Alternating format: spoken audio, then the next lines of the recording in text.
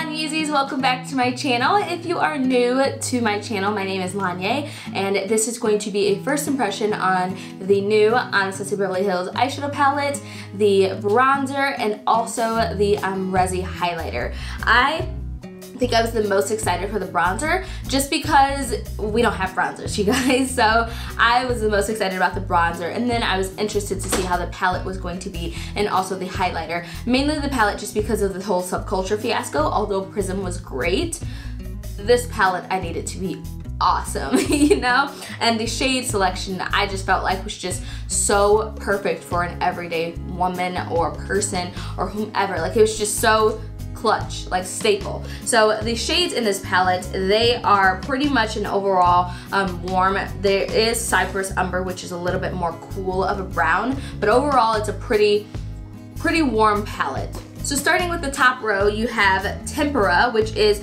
another shade from Modern Renaissance, I believe. There is a slight shimmer, but it's not a extremely shimmer shade. Then you have Glistening, which is a champagne shade. It is a shimmer. And you have Orange Soda, which is another repeat shade that they've put in a couple of eyeshadow palettes. Rose Pink, which I believe is a new shade. We have never seen this. It is a shimmer, and these shimmers are intense. Then you have Sultry, which is the shade that was my favorite out of the palette. It is a little bit darker of a maroon plum. You have Bronze, which is a typical kind of bronzy gold shade, and then we have Mulberry to finalize the top row of this palette. Mulberry is a little bit more of a maroon red. It's not as maroon, it's a little bit more red than it is maroon, but it's kind of an in-between shade. And then for the second row, you have Dusty Rose, which is a light pink shade, which is a repeat from, I believe, it was in Modern Renaissance, and it is also in Prism, if I'm not speaking incorrectly.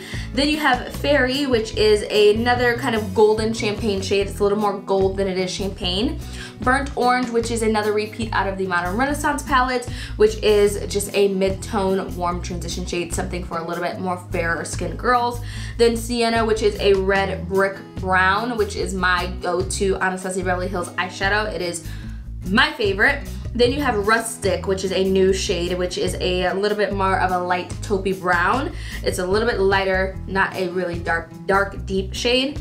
Then you have Cypress Umber, once again from the Modern Renaissance palette, which is just a cool tone, deep brown. And then Noir, which is out of the Anastasia Beverly Hills, it was the Shadow Couture palette, which is just a matte black, which their matte blacks are intense and they are black. Like, Noir is my all-time favorite black eyeshadow. I always pull out my Shadow Couture palette when I need a nice black because it's so good. So I'm really excited that they put it inside of this palette.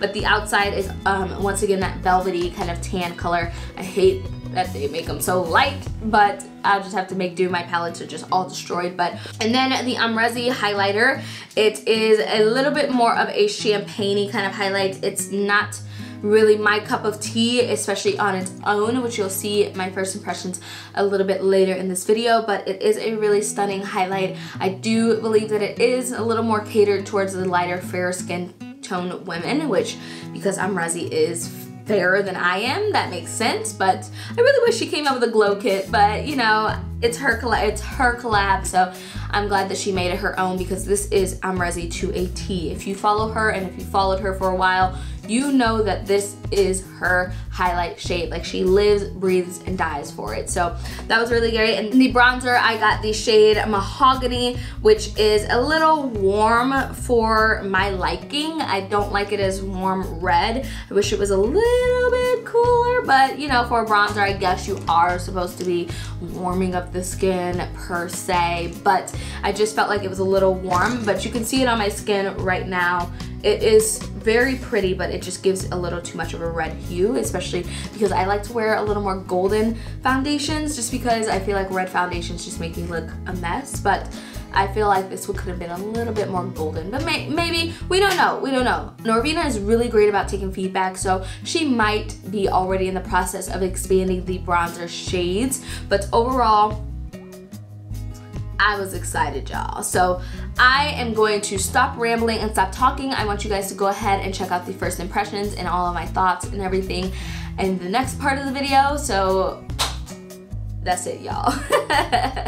Welcome, welcome, welcome, Lonyeezys. So I am going to start with the face since my face isn't complete. I know I look crazy with this concealer on my eye, but I'm gonna start with the bronzer. I'm really excited about the bronzer just because I've personally never been able to own a bronzer because no one makes bronzers dark enough for anyone. And I'm personally like a NC45, NC50, so I'm like right in between there in summer and winter, so it's really sad that, you know, no one really makes bronzers for us unless it's like Glam, which is like $68 or something crazy like that. So I picked up the ABH powder bronzer in the shade Mahogany, which it looks a little warm to me, but you know, that is pretty much what a bronzer is supposed to be. It's supposed to add a little bit of warmth to your face, and then you go in with the contour powder just to contour and kind of sculpt and define your face and everything. So I did use my Cover FX Total Coverage, my Cover FX Total Coverage Cream Foundation in the shade N100. You guys know that's one of my favorites. So I used that foundation today and the Tarte Shape Tape Concealer, and now I'm going to go in with this bronzer, and I'm going to use this powder brush from the Pretty Bar. It's like really big, but it also is kind of tapered to where you can kind of, you know, get a little bit of definition, but at the same time bronze everything. So let's go ahead and see how this works. Not bad at all. Not bad.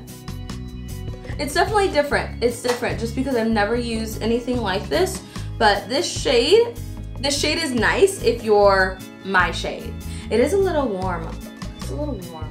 I don't know how much I like it yet, but if you are darker than me, this isn't gonna work for you. It barely even works for me. I wish they came out with a couple more darker shades, but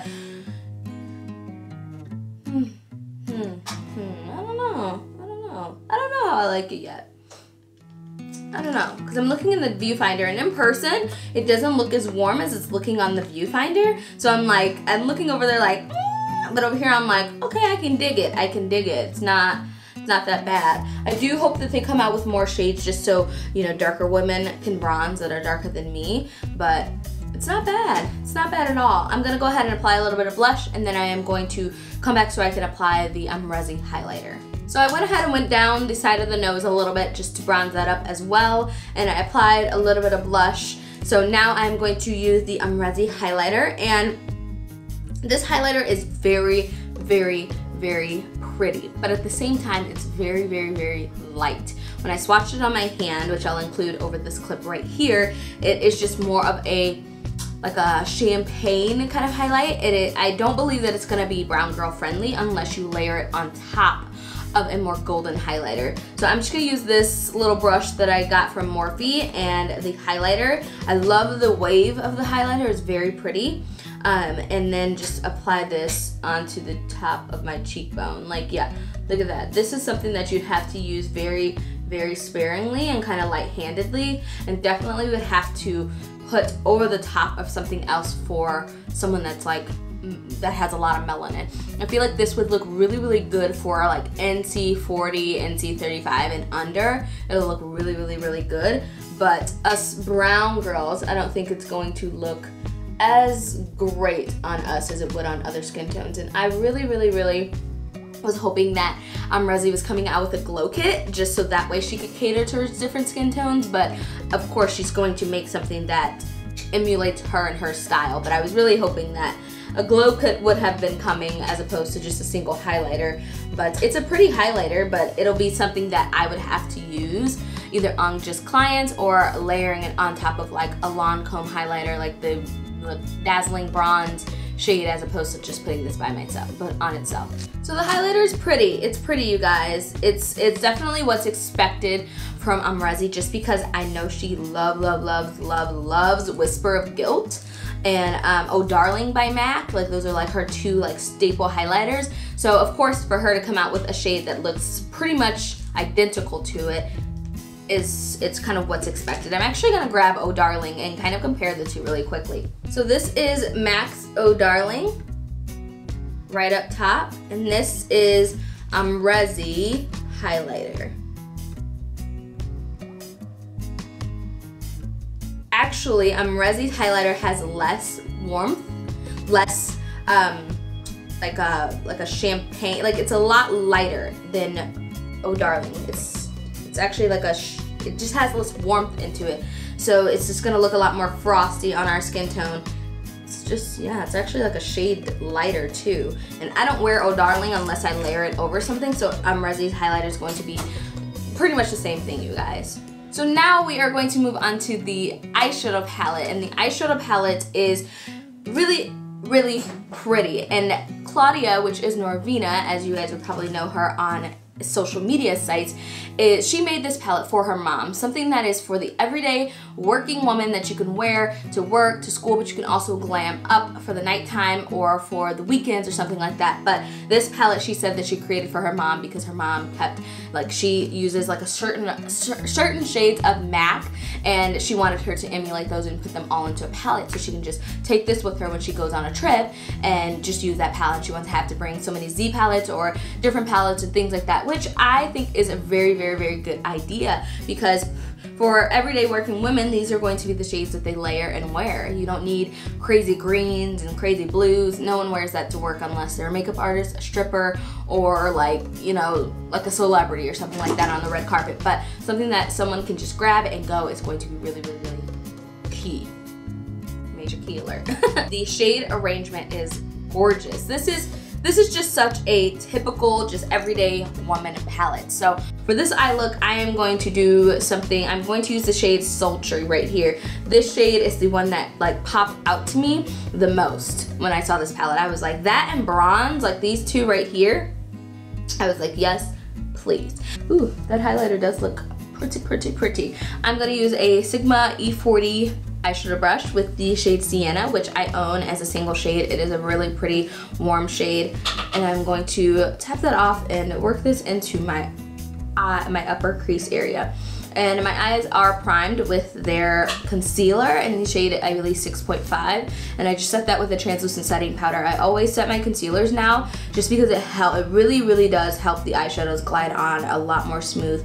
I used to be one of those girls that didn't think setting their concealers was important, but it is actually really, really important. It's another major key, you guys. So I'm just working this up into this upper crease. If you want, you can highlight your brow bone, but I don't believe that I'm going to do that this time, and just continue to build that shade up. I think I'm gonna leave it just like that, and then I am going to take the Anastasia Beverly Hills A10 brush, which looks like this. It's kind of like an E25, it's just a little bit fluffier.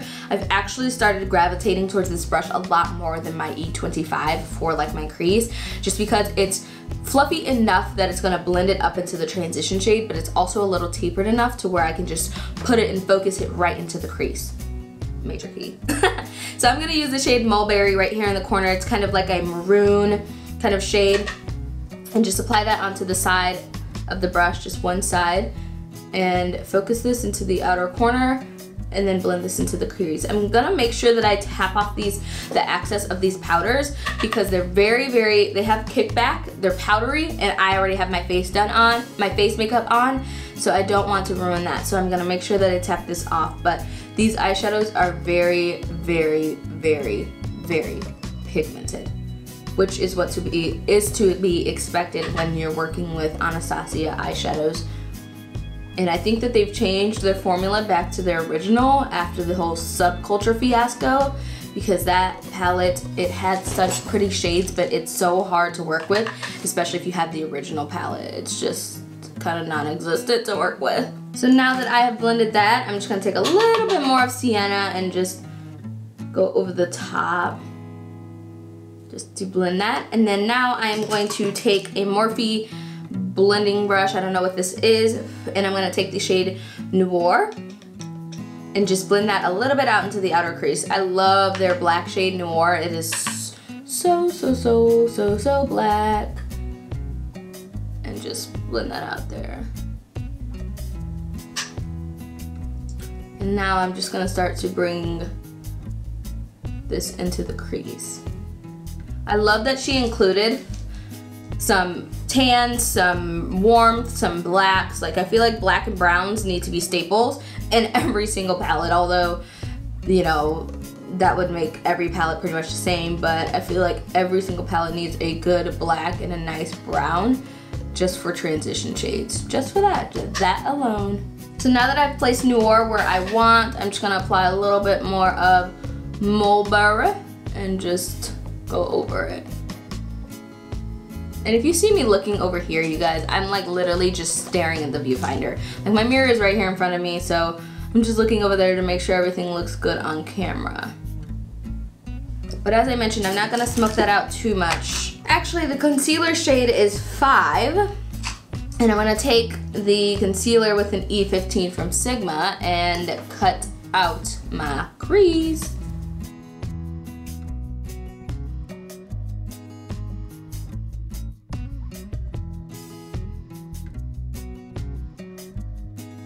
So now that my crease is cut out halfway, I got some concealer inside of my nose.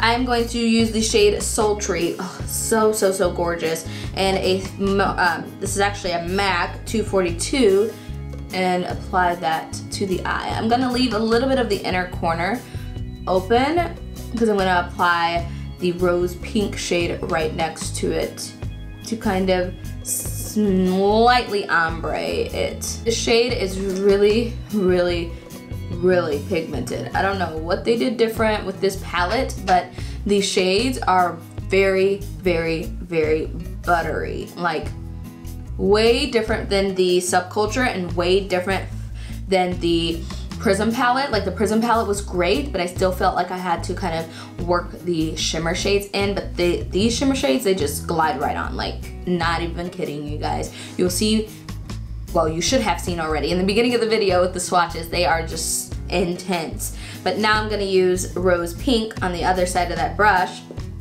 And look at that, look. That is just one swipe. I'm gonna apply that Rose Pink in the inner corner of the eye. All right, you guys, so that is the eye look. Now I'm just going to put on lashes and liner, and then I will be back for my final thoughts. So I obviously just put on some lashes and some mascara on the lower lash line, and for the lips, I first put on Anastasia Beverly Hills Sad Girl, which is a maroon, but it also has like some metallic reflects, and then I put Trust Issues over the top. So I put these two, this one on first, and then I went over it with this one. But other than that, I put, I believe, glistening. Yeah, I put glistening from the palette into the inner corner just for a little pop. But that is it, you guys. So my overall final thoughts on this palette, the bronzer and the highlighter. The highlighter is unfortunately not a great highlighter for someone that is a woman of color. So if you don't have a golden highlighter and you want something like, if you want something to make it pop, I would suggest getting it, but honestly, I would say to pass up on it. I don't think it's anything that spectacular. If you have Max O'Darling or Whisper of Guilt already, then I say call a spade a spade. Shit, it's pretty much the same thing. So I would pass up on that. But the bronzer I do think is really nice. I'm gonna use it a little bit more, and I want to try it with also contouring over the top of it, just because I didn't do that today. I just kept it bronze, but it is a little bit warm on my skin. So if you don't like a warm contour or a warm bronzer, then I would say pass up on it. But I honestly think I think the bronzer is pretty good. It wasn't extremely powdery.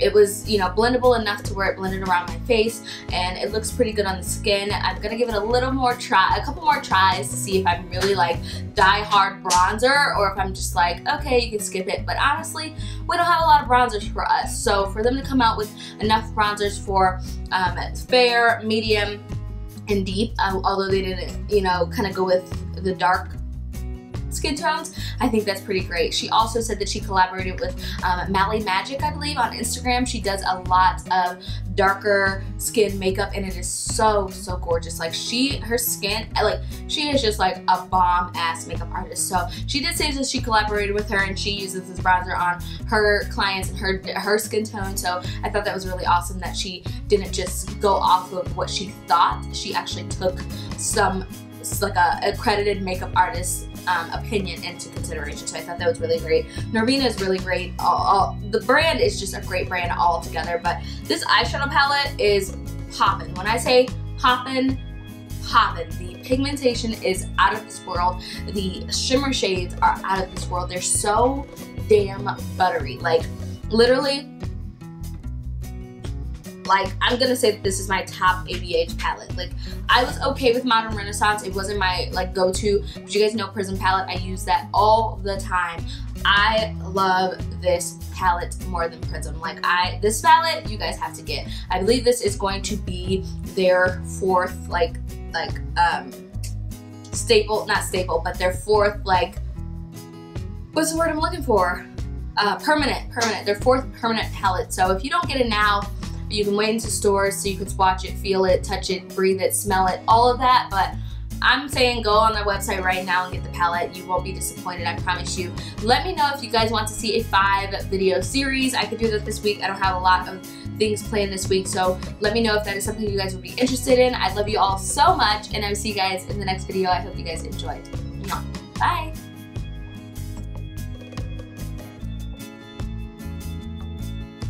Hey B, you just had to make yourself known. I heard you come in. Hi everybody! I'm here! You are so rude.